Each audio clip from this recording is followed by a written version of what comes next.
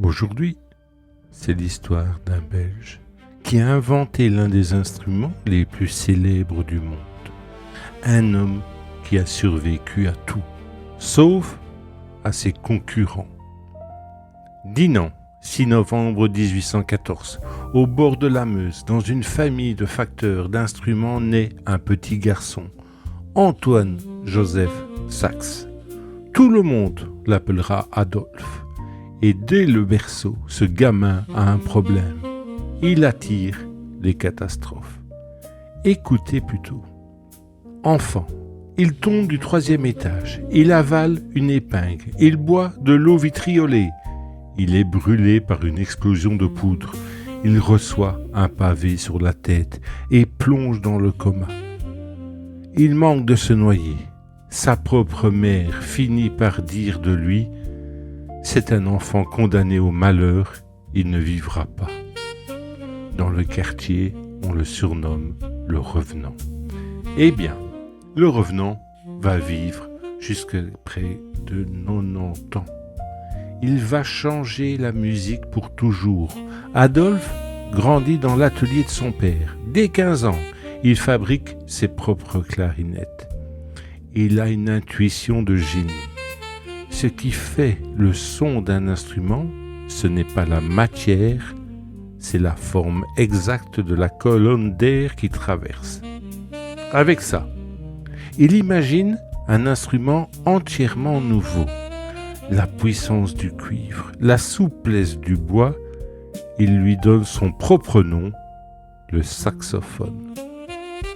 Mais le talent dérange.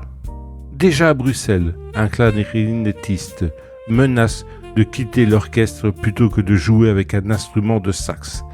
Alors on organise un duel, pas à l'épée, un duel musical. Chacun joue le même morceau avec son instrument. Et là, c'est sans appel. Sax écrase son rival. Premier triomphe. Il part tenter sa chance à Paris. Il arrive avec 2 francs en poche et ne connaît presque personne.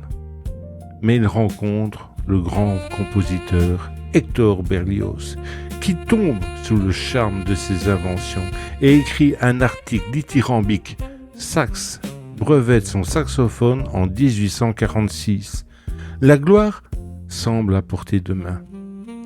Et c'est là que le calvaire commence. À Paris, on ne lui pardonne pas cet étranger qui vient apprendre aux Français à fabriquer des instruments. Il faut l'abattre. Ses concurrents s'acharnent. Il conteste ses brevets, l'accuse de plagiat, le traîne devant les tribunaux. Pendant plus de 20 ans, Adolphe Sax passe sa vie au procès. Toute sa fortune part en frais d'avocat. Il fait faillite une fois, puis 2, puis 3. On murmure même qu'il aurait été victime d'attentats. Lui, qui avait survécu aux chutes, au poison et au coma, manque de succomber cette fois à la jalousie des hommes. Adolphe Sax meurt à Paris en 1894, ruiné, dans une modeste pension payée par l'État français. Et le plus triste, c'est qu'il s'éteint en croyant que son saxophone ne deviendra jamais un grand instrument. Il était convaincu d'avoir échoué. Il avait tort. De l'autre côté de l'Atlantique, quelques années plus tard, une nouvelle musique allait naître, le jazz. Et le saxophone allait en devenir le roi. De Coltrane à Ravel, des fanfares de village aux plus grandes scènes du monde, le son de sax résonne aujourd'hui sur tous les continents. L'homme qu'on disait condamné à mourir, au contraire, a donné une voix à des millions de musiciens. Comme quoi, on peut survivre à tout, même à l'oubli. Il suffit parfois d'attendre que le monde rattrape votre génie. C'était une pépite de l'été. Si cette histoire vous a plu, n'oubliez pas d'aimer, de partager, de vous abonner.